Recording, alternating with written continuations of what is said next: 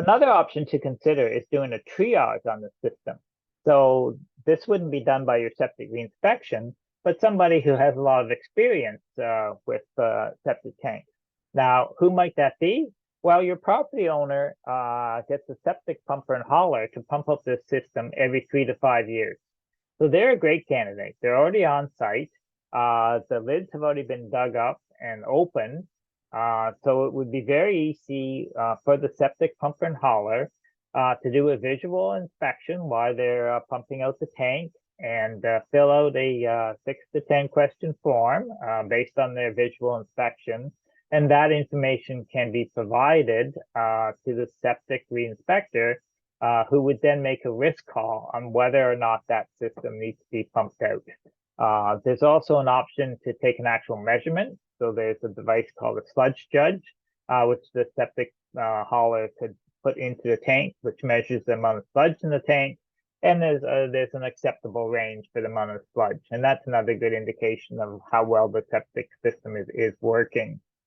So the advantage of doing that is your septic pump and hauler is already there. They're already on site. So your septic reinspector doesn't have to drive there.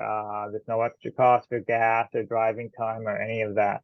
And, most townships, when they implement a septic reinspection process, they make the risk call of not to inspect systems less than 10 years of age. So with this triage option, they could look at that for systems that are, say, in the 10 to 20-year range. And if all the information provided by the septic hauler and the property owner look good, then maybe they don't need to inspect some of those systems that are in the 10 to 20-year range. And a key to this triage option is having the property owner take some pictures, right? So if the property owner uses a flashlight and takes the pictures of the baffles in the tank, that's really good information for the septic reinspector, and that will certainly help them make that risk call and as to whether or not the tank needs to be inspected. Now you have to be careful how you implement this triage option. If it was the township mandating that the septic haulers have to fill out this form every time they pump out a system, then you may get feedback from the haulers that they're very concerned about that because they think it might negatively impact their relationship with the customers. So what you could do is flip that around. So instead of mandating the haulers to fill out this form, give the form to the property owners and have them ask the hauler to fill it out. So that's a very different dynamic, right?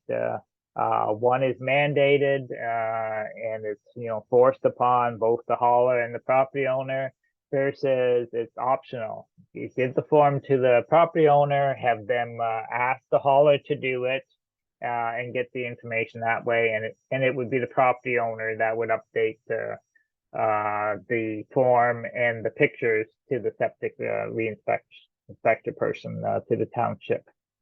And what's the incentive for the property owner to do this?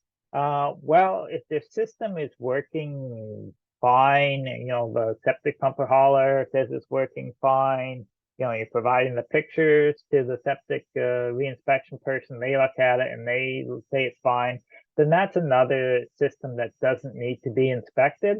And there's a cost to the inspector. Most townships actually pass the cost on to the property owner. So, property owner could be charged $200 or $250 for this inspection done by the septic reinspection person. So if they can avoid that, then everybody wins, right?